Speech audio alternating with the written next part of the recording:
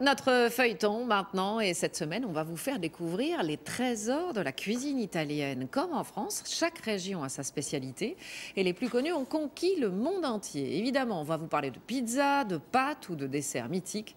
Première étape de notre parcours gastronomique, direction Rome, avec Renaud Bernard, Florence Crimon, Claudia Billy et Pierre-Olivier Casabianca.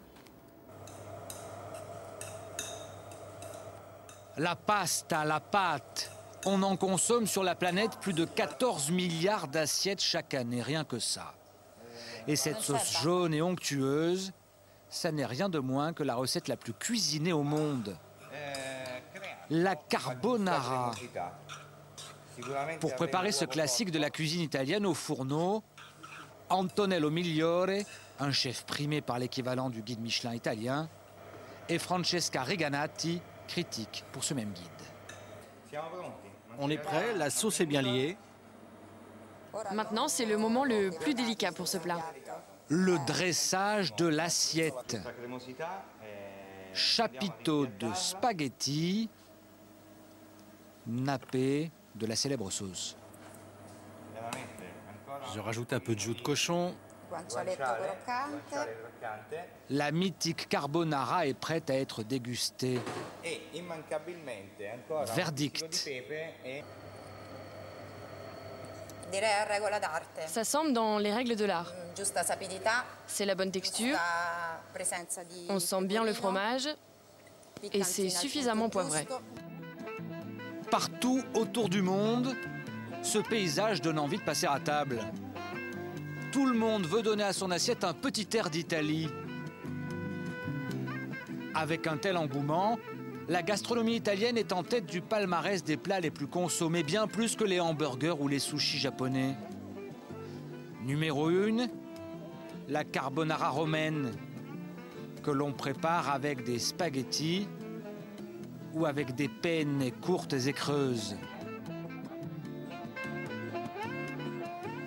Numéro 2, l'or de Naples. La pizza à la sauce tomate et à la mozzarella. Modène a offert au monde entier la lasagne, la pâte au four avec sa sauce à la viande hachée. On ne le sait pas toujours, mais c'est au pied du dôme de Milan que le risotto a été inventé. Restez Trévise pour un dessert. C'est la patrie du célèbre tiramisu. Plat célébrissime, nous allons redécouvrir les racines, les recettes, les dérives aussi dont ils peuvent souffrir. Notre parcours gastronomique commence donc ici à Rome avec nos deux experts de la carbonara. Pas besoin de séparer le jaune du blanc. Pour la réussir, c'est donc le seul secret à connaître. Un œuf entier, du poivre et du pecorino, le fromage de brebis des collines romaines. Il n'existe aucune autre façon de la préparer. C'est l'un des plats les plus imités au monde, des plus dénaturés, des plus mal copiés partout dans le monde. Pourquoi? Parce que l'onctuosité qu'on obtient avec de l'œuf cru, ils la font avec de la crème et ça n'a rien à faire dans cette recette.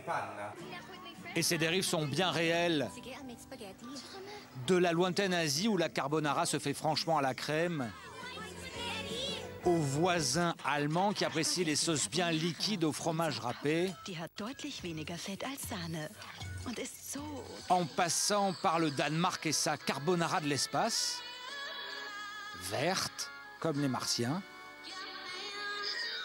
et même au cœur du temple, à Rome, où celle-ci a l'air bien trop blanche pour être honnête.